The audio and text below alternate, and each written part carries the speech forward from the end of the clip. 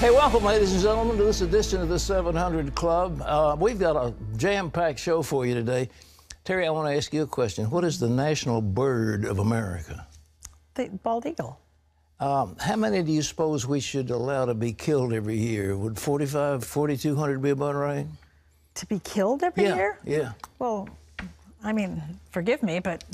That's shocking, isn't it? Yeah. Food and Wildlife Service just said that's the limit they're going to give for wind farms to kill bald eagles.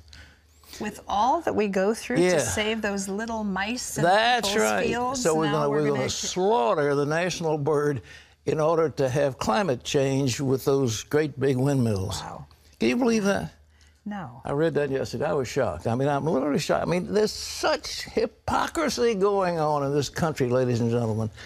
Do you remember a few years ago, your dear friend, as host of this program, just had an offhand remark. We did a feature about one of our neighboring countries, and I made this suggestion that this guy really wanted us to kill him, and so I said, why don't we go ahead and do it? And so it was national headlines all over the world. Pat Robertson said we should assassinate the president of Venezuela. Well, folks, if they'd done it, it would have saved an awful lot of grief to a lot of people. Think of this. There's no water, no clean water.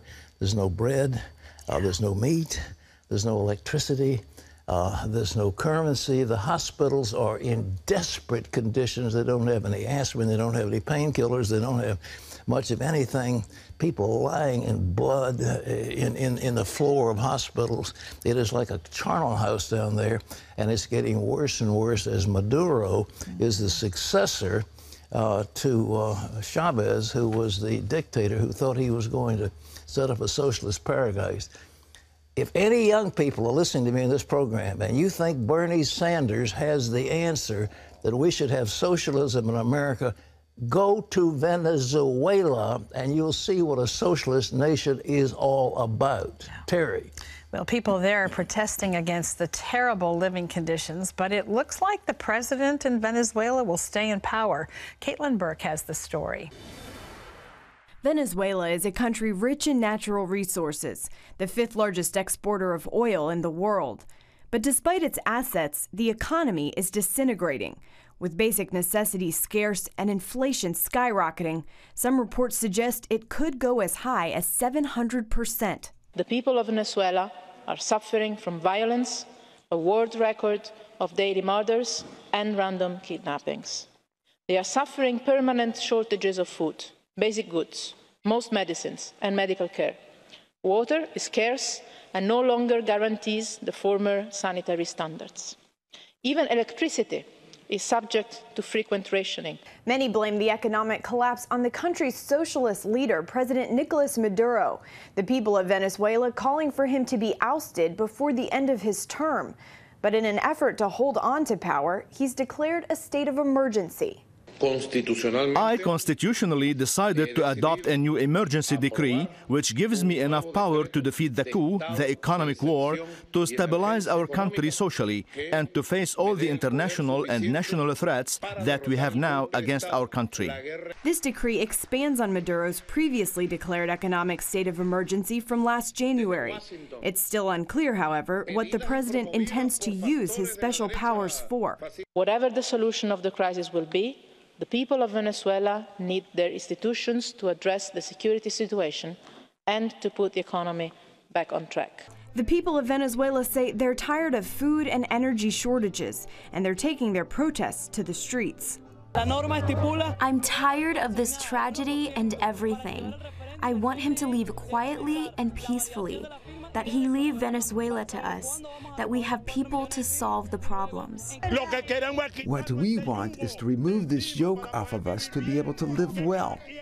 I'm not worried about myself. I'm worried for my children, that they are going to have a destroyed country. The situation is so severe, the New York Times reports it's even making it hard for doctors to keep newborn babies alive due to a lack of drugs in the country's collapsing hospitals. Critics warn the crisis in Venezuela is just the latest example of the failures of socialism. Thomas Lifson of The American Thinker writing, quote, "There's a real possibility of starvation, horrendous political violence, and mass suffering in a nation that holds the world's largest oil reserves. Socialism's toxicity has never been more tellingly demonstrated than in Venezuela." Brett Stevens of the Wall Street Journal brings the point home to our own soil, saying Venezuela is a clear lesson for people supporting socialist Bernie Sanders. Bernie's way paves the same road to serfdom that socialism does everywhere. Take the time to tell your kids what socialism is and does before they too feel the burn. Caitlin Burke, CBN News. It breaks your heart, and yet if we intervene, then of course it would be the Yankee imperialists coming in. And you wonder what would happen, but you just say there has to be a group of revolutionary in the army who would like to get rid of Maduro. Chavez came to power through a military coup. He wasn't elected to that office. He came in with a military coup. And it must be a group of officers somewhere in Venezuela who say we've got to do something. The largest deposits of oil in the world, they are equal to or maybe exceeding Saudi Arabia. And that country is desperately poor. The government workers only work 2 days a week because they can't afford them. The lights are out. They don't have enough energy. They don't have enough foreign exchange, so businesses can't operate. It just goes on and on and on. They have literally wrecked a great, prosperous country. And that's what happened with Chavez and the Chavistas. We warned about it some years ago, and apparently people didn't heed it. Well, here at home, the Little Sisters of the Poor are celebrating a victory in their case against Obamacare at the Supreme Court. John Jessup has that story. Pat, the High Court unanimously decided the nuns and other plaintiffs in the case don't have to violate their religious beliefs by providing birth control and potentially abortion-inducing drugs on their health insurance. That's a provision currently required by Obamacare. An attorney for the Little Sisters of the Poor told CBN News they're overjoyed and thanking God for the decision. They've been so happy, so joyous. They've been praying for the Supreme Court and for this case for a long time. One of our little sisters was actually, she told us in the middle of a prayer about this case when we called to give her the news. So they're overjoyed that the Supreme Court was able to give them the unanimous decision that they've been praying for, and this important reminder for all Americans that this is something that doesn't have to be divisive. The Supreme Court didn't disagree about it. We don't have to disagree about it. This is a win-win decision that everybody should be able to get behind. The High Court accepted the admission from the government that it can modify the policy to be more respectful of religious liberty. The case will be sent back to the lower courts with recommendations on how the government can protect the Little Sisters' religious beliefs while still offering birth control to anyone who wants it. Well, Obamacare is likely to be a major political issue in the presidential election this fall. Donald Trump and Senate Republicans agreed in a strategy session they can use it against Hillary Clinton. Wyoming GOP Senator John Barrasso told the Hill political newspaper that he's expecting big premium increases this year and that the Obama administration will try to hide them all the way through the election. He believes Obamacare has been politically devastating for Democrats. Multiple researchers who have questioned climate change are facing legal action from some of the nation's top cops, state attorneys general. Critics worry it's an attempt to stifle free speech that could have far-reaching implications. Jennifer Wishon brings us that story. Energy companies, scientists, and think tanks have been put on notice. Dispute the idea of man-made climate change, and you can expect trouble. The First Amendment, ladies and gentlemen, does not give you the right to commit fraud. And we are pursuing this as we would any other fraud matter. New York's Attorney General and more than a dozen more AGs, all Democrats, are investigating ExxonMobil with former Vice President Al Gore's blessing. They claim the oil company kept its findings of possible climate change a secret. Exxon is challenging that action in court. Meanwhile, the Attorney General of the U.S. Virgin Islands is asking Exxon to hand over nearly 40 years of company documents on climate change. It could be David and Goliath, the Virgin Islands, against a huge corporation, but we will not stop until we get to the bottom of this. Attorney General Claude Walker has also subpoenaed nearly 100 scientists, universities, and think tanks that have corresponded with ExxonMobil. Places like the Competitive Enterprise Institute, where Sam Kasman is general counsel. These folks call themselves AGs United for Clean Power. What they really are AGs United for More Power. Critics say what the attorneys general are really trying to do is use the power of the government to silence those, including nonprofit research groups, who disagree with the idea of man-made climate change. The Heritage Foundation also received a subpoena. These AGs are treating climate change as if it's a given fact, almost as if it's a religion. And anyone who questions that religion is guilty of blasphemy and has to be investigated, fined, and potentially put in jail. Climate change is still unsettled science. It is. I mean, it is just, frankly, it's almost insane to think that in the United States, we now have government authorities saying that they are investigating and potentially prosecuting individuals over their views on an unproven scientific theory. So what does this mean for the average American? If companies like ExxonMobil are driven out of business, that could mean higher prices at the gas pump when you fill up your car and more money to heat and cool your home. Standing with the Attorneys General United for Clean Power, climate change activist and former Vice President Al Gore indicated that driving energy companies out of business is the ultimate goal. We're seeing coal companies go bankrupt on a regular basis now. And he says he sees the investigations as a turning point.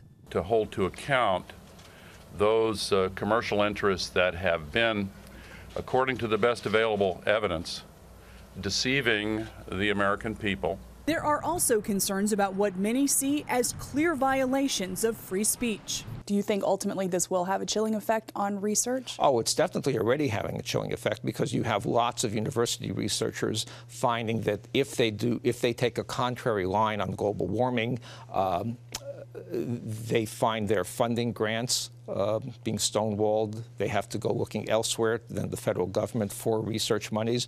Quite often, they're actually deprived of their positions at universities. So it's already been happening. But this, in a sense, is an attempt to put the tombstone on all of that. Both sides are digging in. Jennifer Wishon, CBN News, Washington. Thanks, Jennifer. Pat, the debate over climate change and now the legal action far from over. They call themselves liberals. There's nothing liberal about this. I mean, these guys are a bunch of Nazis. They're fascists. Their thinking is shaped by the orthodoxy of the Nazi or the Communist Party.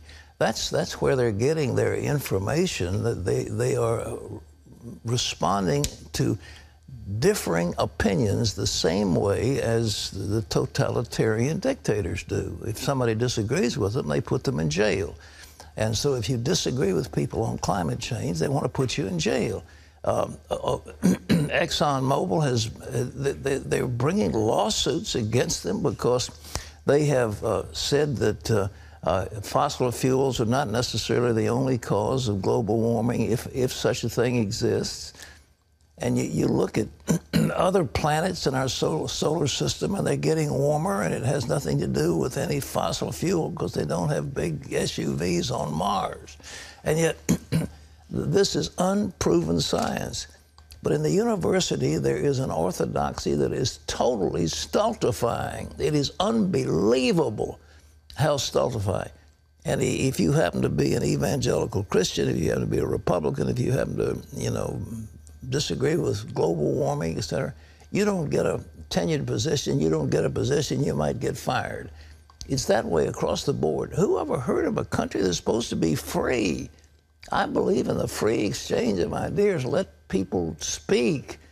That's what the First Amendment's all about, freedom of speech and press, so that we can express our views. But those attorney generals say, no, we're going to find you and put you in jail if you disagree with us. That's horrible. That's the progressive mindset. That's the socialist mindset. That's the fascist mindset that has permeated now the Democrat Party. And it's a shame that something is supposed to be there for freedom. And by the way, I read today or yesterday that a number of unions are now clashing with there's a gentleman who has been funding the Democratic Party in their election, And there was supposed to be a big drive to get out the vote. And these unions say, this Spiro, we're not going to go along with him. He shut down the Keystone Exxon, the Keystone pipeline, and they're shutting down other projects. He said, we want our people to be workers. We're steel workers. We're masons. We're people who work, and we need jobs. And these environmentalists are taking our jobs away from us. And so they wrote a letter of protest to the head of the AFL-CIO and said, look, we don't want to participate in this deal with these extreme environmentalists. But the Obama administration is in bed with those guys, and they're big funders. They write big checks.